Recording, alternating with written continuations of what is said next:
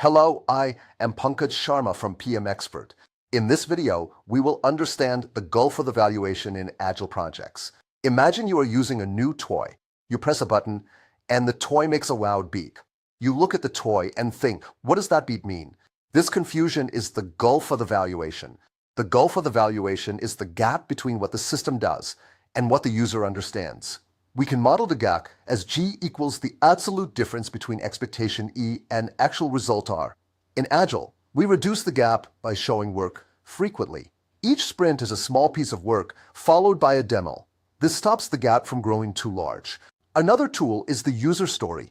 It is a simple sentence that tells who wants a feature, what they want, and why they want it. Agile also uses fast feedback loops. The faster the loop, the faster we fix mistakes. That means the feedback time in Agile is less than the feedback time in traditional projects. To fully close the gap, Agile teams use a definition of done. It is a checklist that both the team and the customer agree on. When both sides match, the gulf disappears. So the gulf of the valuation is the gap between expectation and reality. Agile reduces the gap using frequent demos, clear user stories, fast feedback, and a shared definition of done. Thanks for watching.